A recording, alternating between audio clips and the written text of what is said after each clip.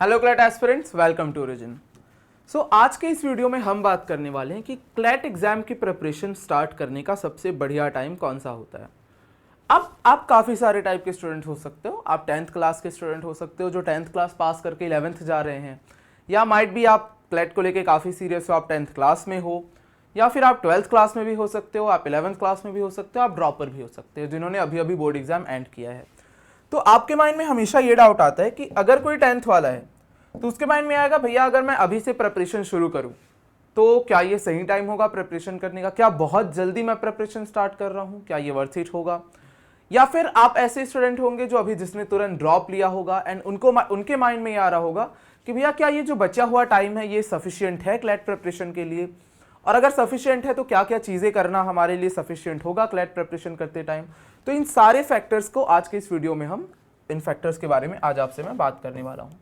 तो देखो, हमारा आज का टॉपिक है क्लैट का प्रिपरेशन हमें स्टार्ट कब से करना चाहिए, सबसे बेस्ट टाइम कौन सा होता है।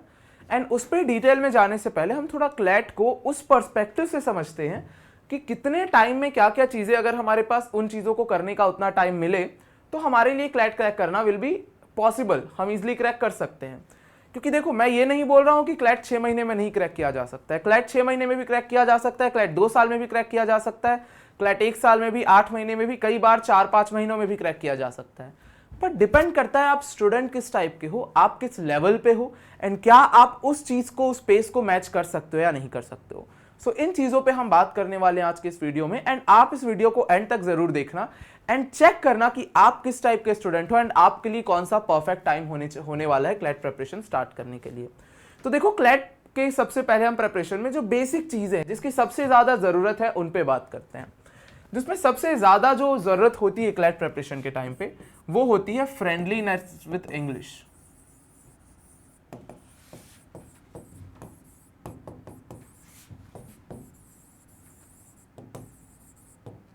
ये बहुत ज़्यादा ज़रूरी है। अगर आप इंग्लिश के साथ फ्रेंडली नहीं हो तो क्लैट में आपको बहुत ज़्यादा प्रॉब्लम आने वाली है। देन आप ये नहीं सोच सकते कि मैं 8 महीने में, 6 महीने में क्लैट को क्रैक कर दूंगा। अगर आपको इंग्लिश में ही डिफिकल्टी आती है, एंड इंग्लिश में मेनली दो चीज़ों के साथ आपको फ्रेंडली होना ज़रूरी है। First one is reading. You have to be good with the reading portion of English, and ना ही सिर्फ रीडिंग, आपको थोड़ा अच्छे लेवल पे अंडरस्टैंडिंग भी होनी चाहिए। देखो, जनरली जब कोई इंग्लिश बोलता है आपके सामने तो आप ये समझते हो कि हम ग्रामर की बात कर रहे हैं, बट ग्रामर की बात हम नहीं कर रहे हैं क्लैट प्रिपरेशन में। क्लैट में इनफैक्ट ग्रामर तो आता ही नहीं है, आज तक नहीं आया है ग्रामर। हम सिर्फ सेफ साइड पे रहने के लिए अपने क्लासेस में, अपने बैचेस में ग्रामर पढ़ा देते हैं, बट ग्रामर नहीं आया क्लैट में। तो क्लैट में आई एम नॉट सेइंग कि आपको ग्रामर आने की जरूरत है, आपको रीडिंग अच्छे से करने की जरूरत है और अंडरस्टैंडिंग। अब देखो यार, एक चीज मैं ऑनेस्टली बता रहा हूं, आपको कैसे पता चलेगा कि आप रीडिंग में अच्छे हो या नहीं? जब आप न्यूज़पेपर पढ़ते हो, या फॉर एग्जांपल जब आप अपने स्कूल में भी थे, अपने स्कूल डेज में जब आप थे, तब जब आप बुक को रीड करते थे तब क्या आपको वो इजीली समझ में आता था? स्कूल में आपने कुछ टाइप के क्वेश्चन सॉल्व किए होंगे, बहुत ज्यादा अच्छे से आप इसको गैस कर सकते हो अपने आप को। अभी आप बोर्ड एग्जाम दे के भी आ रहे हो, चाहे 10th क्लास का बोर्ड हो, चाहे 12th क्लास का बोर्ड हो, या 11th क्लास का एग्जाम भी हो सकता है, तो आपने इस टाइप के क्वेश्चन सॉल्व किए होंगे जिसे हम बोलते हैं अनसीन पैसेज। तो जब आप अनसीन पैसेज सॉल्व करते थे तब आपका कैसा था अंडरस्टैंडिंग? क्या आपसे अनसीन पैसेज के क्वेश्चन अच्छे से बनते थे? देखो, अनसीन पैसेज बहुत बेसिक लेवल हो जाता है, बट स्टिल ये जज करने का अच्छा तरीका है। आपसे अनसीन पैसेज के क्वेश्चंस बनते थे, आप जो इंग्लिश पढ़ते थे अपने क्लास में वो आपको इजीली समझ में आता था, आप जो ऐसे राइटिंग करते थे, साथ ही साथ आप जो आंसर्स लिखते थे अपने एग्जाम में, इंग्लिश के एग्जाम में, या फिर आप जो आर्टिकल्स लिखते थे, ये सब जब आप लिखते थे तो क्या आपको रटना पड़ता था या फिर आप खुद से बना के लिख लेते थे? आप इजीली इन चीज़ों को लिख लेते थे। इन चीज़ों के बेसिस पे आप गैस कर सकते हो कि क्लैट के लेवल पे आपकी इंग्लिश कैसी है। क्योंकि इंग्लिश ग्रामर अच्छा होना इज अ डिफरेंट थिंग। मैं वो नहीं बोल रहा हूँ कि आपको ग्रामर के रूल्स आने चाहिए, बिल्कुल नहीं आते हैं चलेगा, but you have to be sound with the English का ये वाला पोर्शन। और अंडरस्टैंडिंग आपकी बहुत ज़्यादा ज़रूरी है। भैया क्यों ज़रूरी है अंडरस्टैंडिंग? क्योंकि क्लैट का एग्जाम आपने देखा होगा पैसेज बेस्ड होता है। तो अगर आपको इसको और अच्छे से अभी गैस करना है कि आप इंग्लिश फ्रेंडलीनेस के साथ समझ पाते हो या नहीं समझ पाते हो, मैं एक बहुत अच्छा टेस्ट आपको बताता हूं, आपको आइडिया लग जाएगा। अभी आप जाना और मेरे टेलीग्राम चैनल पे, टेलीग्राम चैनल का लिंक डिस्क्रिप्शन पे है, वहां पे आपको पिछले 5 साल के पीवाईक्यूज दिख जाएंगे। इनमें से किसी भी साल का पीवाईक्यू उठा लेना। लेटेस्ट सपोज आपने 2022 का पीवाईक्यू उठा लिया, एंड 2022 के पीवाईक्यू का एक तो रीडिंग कॉम्प्रहेंशन सेक्शन आप रीड करना जाके, एंड अपार्ट फ्रॉम दैट आप क्रिटिकल रीजनिंग का सेक्शन वहां पे जाके रीड करना, विच इज लॉजिकल रीजनिंग। ये दो सेक्शन अगर आप जाके वहां पे रीड करते हो और आपको ऐसा लगता है कि इन सारे सेक्शंस के जो पैसेजेस है मैं अच्छे से समझ पा रहा हूं, क्वेश्चन बने ना बने इसकी बात मैं नहीं कर रहा हूं, पैसेज समझना इज द मेन प्रायोरिटी। तो अगर आप पैसेज को इजीली समझ पा रहे हो इंग्लिश के, तो फिर आप आराम से सोच सकते हो। अब देखो डिपेंड करता है, बहुत अच्छे से समझ रहे हो तो it's a different thing, but अगर आपको डिफिकल्टी आ रही है देन आप वो 6 महीने में, 7 महीने में, 8 महीने में क्लैट क्रैक करने वाली चीज को आप नहीं सोच सकते। एंड ये तो सिर्फ इंग्लिश वाला पोर्शन है, इसके लिए आपको पहले से स्टार्ट करना जरूरी होगा। फॉर एग्जाम्पल देखो, मैं ऑनेस्टली बता रहा हूँ, यहाँ पे मैं आपको मिसगाइड करने नहीं आया हूँ कि मैं आपको बोल दिया कि यार 8 महीने में सबका हो जाएगा एंड आप उस लेवल, देखो हर कोई बोलता है कि 8 महीने में पॉसिबल है, 6 महीने में पॉसिबल है, 4 महीने में पॉसिबल है, बट मुझे वो आदत नहीं कि गलत आके मैं आपको गाइड करूं। ऑनेस्टली बता रहा हूं 8 महीने 6 महीने में पॉसिबल है, बट एक सर्टेन टाइप के स्टूडेंट को। And CLAT as a exam जो ज्यादातर लोग जो क्रैक करते हैं, आपने देखा होगा कि फॉर एग्जाम्पल वो ऑलरेडी इंग्लिश मीडियम स्कूल से है, not only English medium school, CBSE school से, पब्लिक स्कूल से, जो बच्चे बचपन से अपने इंग्लिश पे वर्क करते हुए आ रहे हैं, उनके लिए कंपेरेटिवली ईजी होता है 8 to 7 मंथ्स में क्रैक करना। बट आप अगर 10th क्लास के स्टूडेंट हो, आप अगर 11th क्लास के स्टूडेंट हो और आपका ऐसा आपको लगता है कि मेरी इंग्लिश अच्छी नहीं है, देन आई वुड सजेस्ट कि start working on that. Clear? मैं ये नहीं बोल रहा हूं कि आपका इंप्रूव नहीं हो रहा भाई, ये कोई रॉकेट साइंस नहीं है, ठीक है। कई बार हमें लगता है कि इंग्लिश जिसकी अच्छी उसने कुछ मेहनत किया, भाई इंग्लिश इंप्रूव करना इज जस्ट अ लैंग्वेज, कोई भी इंप्रूव कर सकता है, it's an easy thing, it's just you have to work on that. And वो वर्क करने के लिए टाइम लगता है, बस यही मैं आपको बता रहा हूं। मैं ये नहीं बोल रहा हूं कि आप कर नहीं सकते, बहुत आसान है करना, इनफैक्ट मेरी बात मानो तो। बट अगर आपका इंग्लिश अच्छा है देन ऑनेस्ट ऑब्वियसली आप पहले स्टेज पे हो कि आप सोच सकते हो कि 8 महीने 7 महीने में मैं क्रैक कर सकता हूं। अगर आप 11th में हो तो अभी से धीरे धीरे स्टार्ट करते हो तो आप इजिली क्रैक कर सकते हो। But not just this thing, और भी कुछ चीजें हैं जो कि आपको यहां पे जाननी जरूरी है। Second thing is, which is one of the again most important point, जिसको हम बोलते हैं इंटरेस्ट।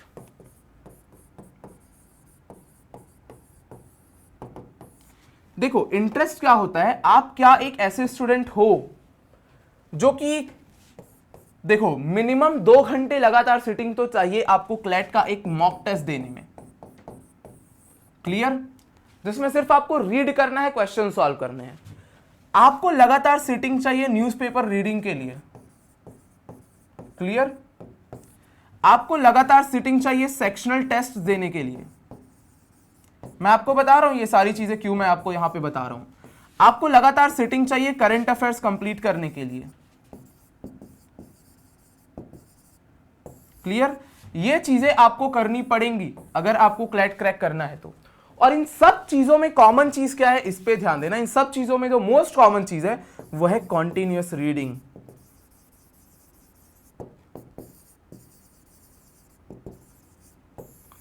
अगर आपको कंटिन्यूअसली रीड करना या चीजों को सिर्फ पढ़ते रहना बोर लगता है, देन क्लैट इज समथिंग जो कि आप चाह के भी अच्छे से उसमें परफॉर्म नहीं कर पाओगे। क्योंकि क्लैट में आपको बहुत ज्यादा, अब जैसे कई स्टूडेंट ऐसे होंगे जिनको वो सॉल्व करना अच्छा लगता है पेन पकड़ के, क्लैट में वैसा कोई कंटेंट नहीं है। क्लैट में आपको ऐसा लगेगा कि आपको, देखो क्लैट में द थिंग इज डिफिकल्टी इसलिए आती है क्योंकि यहां पे कोई फिक्स सिलेबस नहीं है। There is nothing sort of fix syllabus in CLAT exam. कोई आके आपको ये नहीं बता सकता कि भाई सिर्फ इतना पढ़ लोगे तो हो जाएगा। मैंने आपको सिलेबस दिया है, वो टेंटेटिव सिलेबस है जो मैंने पूरे 5-6 साल के पीवाईक्यूज को देख के, कहां से टॉपिक से क्वेश्चन आ चुके हैं, कहां से आ सकते हैं, उनको सोच के मैंने वो सिलेबस बनाया है। बट इसका मतलब वो नहीं कि उस सिलेबस से बाहर का कुछ नहीं आएगा और उस सिलेबस में जितना लिखा है उसमें से आपको छोड़ दो तो आपका क्लैट में नहीं होने वाला।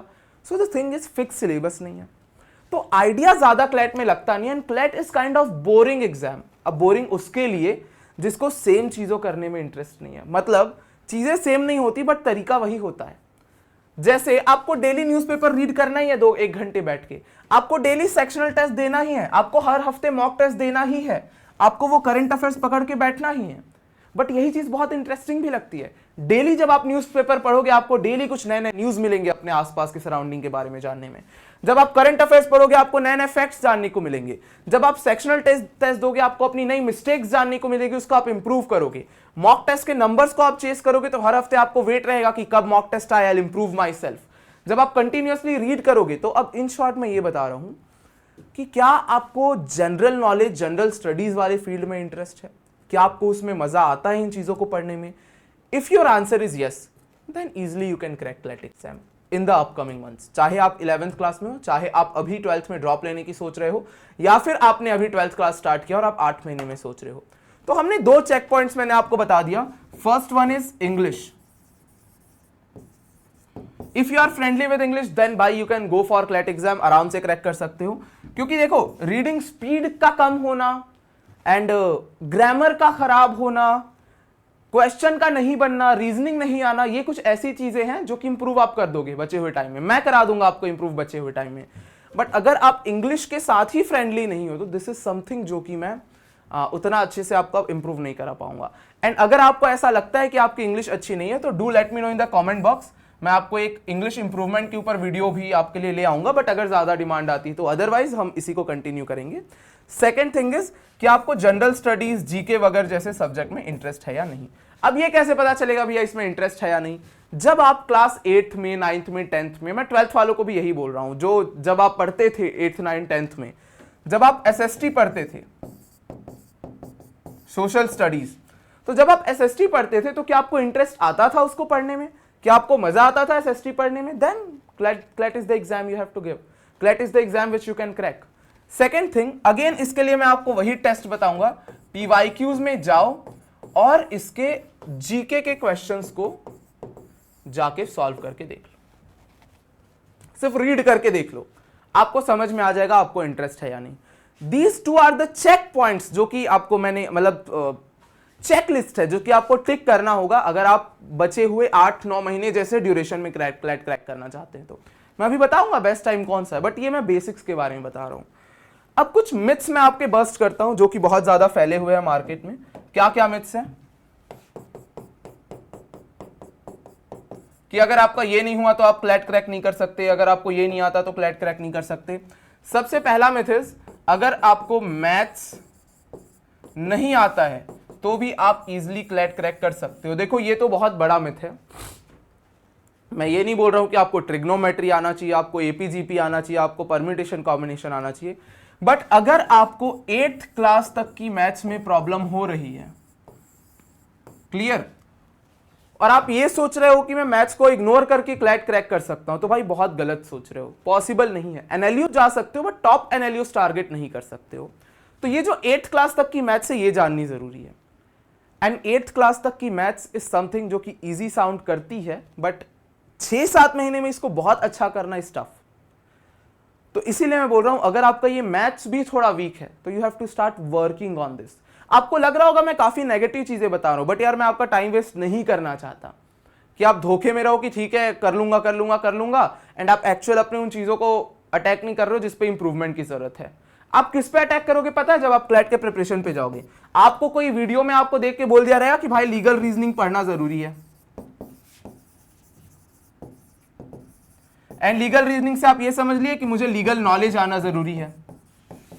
एंड आप पूरे क्लैट प्रिपरेशन में क्या कर रहे हो? आप पूरे क्लैट प्रिपरेशन में कर रहे हो अलग अलग सेक्शंस याद कर रहे हो, आप बीएनएस के अलग अलग सेट्स याद कर रहे हो, आप पूरा डेफिनेशन याद कर रहे हो कि मर्डर का डेफिनेशन क्या होता है, रेप का डेफिनेशन क्या होता है, थेफ्ट का डेफिनेशन क्या होता है, आप पूरा लीगल जान लिए। एंड बताओ उसकी जरूरत कितने पूरे क्लैट एग्जाम में इन चीजों को याद रखने की? इतना %,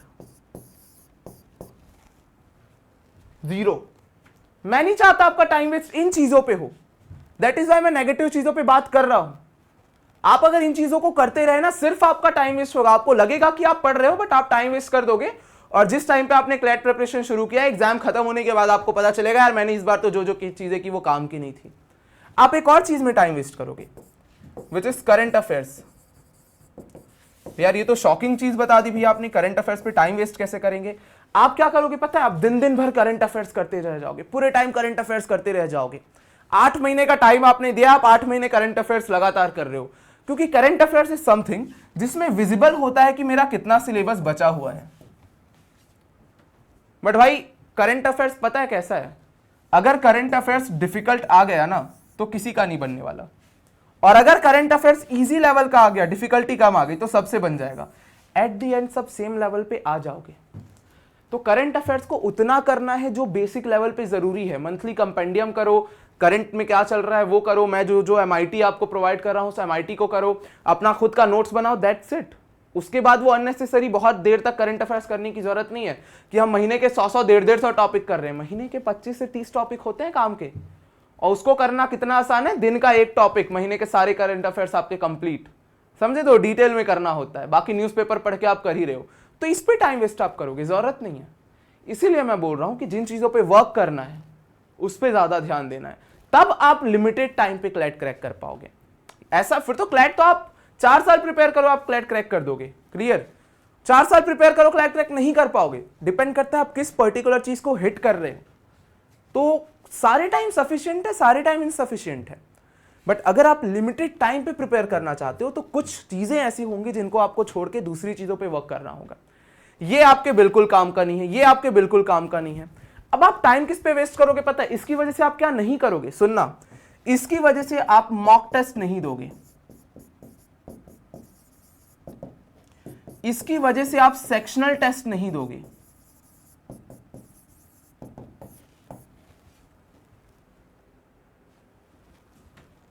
जो कि बहुत ज्यादा जरूरी है। तो अब आपको लग रहा होगा भैया टॉपिक तो ये था कि क्लैट क्रैक करने का सबसे सही टाइम क्या होता है, क्लैट स्टार्ट करने का, ये तो क्या चीजें चल रही। अब आपको समझ में आएगा ये चीजें मैंने क्यों बताई है। ये चीजें मैंने आपको बताई कि कहां आप टाइम वेस्ट कर सकते हो। अब आपको पता है कि क्या करना है क्या नहीं करना है। अब मैं आता हूं पर्टिकुलर टाइमिंग पे। तो यार देखो, आप जिस टाइप के स्टूडेंट हो उस टाइप से मैं आपको बताता हूं। अगर आप 10th क्लास के स्टूडेंट हो, अगर आप 11th क्लास के स्टूडेंट हो, अगर आप 12th क्लास के स्टूडेंट हो, और अगर आपने ड्रॉप लिया है, आप इन 4 में से किसी एक कैटेगरी के स्टूडेंट होंगे। जो डबल ड्रॉपर है, आई डोंट थिंक उन्हें कुछ गाइडेंस देने की जरूरत है मुझे। आप जो कर रहे हो करते जाओ, प्रैक्टिस को इंप्रूव कर दो, easily you can crack. But जो ये स्टूडेंट है, इनकी मैं बात करता हूं। भाई तुम अभी ना क्लैट पे सीधा एंटर करने से थोड़ा सा बचो। आई वुड सजेस्ट तुम अपनी रीडिंग स्किल्स को इंप्रूव करो। क्लियर? कितनी भी अच्छी तुम्हें लग रही है, स्टिल इंप्रूव इट। थोड़े कॉम्प्लेक्स लेवल के रीडिंग को आप अपने रीडिंग पे लाओ, ठीक है? तो ये आपके लिए है। अगर आप 10th क्लास पे हो तो होन योर रीडिंग स्किल्स, एंड जो चीजें आगे काम आ सकती है, रीजनिंग स्किल्स को बढ़ाओ।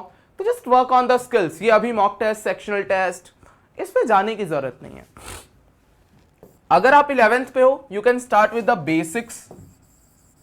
क्लियर? बेसिक्स के साथ आप स्टार्ट कर सकते हो। 11th क्लास से शुरू करना, मतलब 10th के जस्ट बाद 11th क्लास से शुरू करना is one of the perfect time, अगर आप बिना ज्यादा प्रेशर के इजीली क्लैट क्रैक करना चाहते हो। तो बेसिक्स को पहले साल क्लियर करो, अपनी रीडिंग की स्पीड को बढ़ाओ, अपनी अंडरस्टैंडिंग को बढ़ाओ, आप अपने स्टैटिक जीके को कवर कर लो। इन चीजों को अगर आप करते हो जस्ट 11th क्लास के बाद टिल द फर्स्ट ईयर, तो सेकेंड ईयर पे आप सिर्फ प्रैक्टिस पे फोकस करके एंड करंट अफेयर्स पे फोकस करके बिना बर्डन के आप क्रैक कर सकते हो। नाउ दीज 2 स्टूडेंट्स, इनके लिए सेम ड्यूरेशन बचा है, तो इनके लिए मैं सेम टाइप की चीजें बोलूंगा कि भाई तुरंत ना अपने एग्जाम के बाद, चाहे ड्रॉपर हो तो अभी 12th बोर्ड एग्जाम एंड हुआ है, अगर आप 12th पे हो तो अभी तुरंत 11th एग्जाम एंड हुआ है, स्टार्ट कर दो preparation. Start your preparation now. Clear? अभी से अपना प्रिपरेशन चालू कर दो। कैसे भी करो, मेरे YouTube चैनल पे वीडियोस देखो, आपको आइडिया लगेगा। मेरे साथ आपको पढ़ना है तो मेरे बैच अवेलेबल है, उन बैचेस को आप ज्वाइन कर सकते हो, वेबसाइट पे लिंक डिस्क्रिप्शन पे है। पूरा कोर्स नहीं करना, सिर्फ मुझसे आपको मेंटरशिप चाहिए, वो भी अवेलेबल है। YouTube पे वीडियोस अवेलेबल है, लिंक डिस्क्रिप्शन पे वेबसाइट की, YouTube पे वीडियोस आप सबको पता ही है, but start it now. And अभी अगर आप शुरू करते हो, एंड आप किन किन चीजों पे सबसे शुरू ध्यान दो, आप ध्यान दो अपनी रीडिंग पे। अभी से वो सिर्फ करंट अफेयर्स करने मत लग जाना, आप ध्यान दो अपनी रीडिंग पे। आप ध्यान दो अभी क्रिटिकल रीजनिंग पे कि मैं रीजनिंग के पैसेजेस कैसे सॉल्व करूं। आप ध्यान दो पीवाईक्यूज पे कि प्रीवियस ईयर क्वेश्चंस मुझसे बन रहे हैं या नहीं बन रहे हैं, उन क्वेश्चन को सॉल्व करके देखो। Then go with the legal reasoning वाला पोर्शन।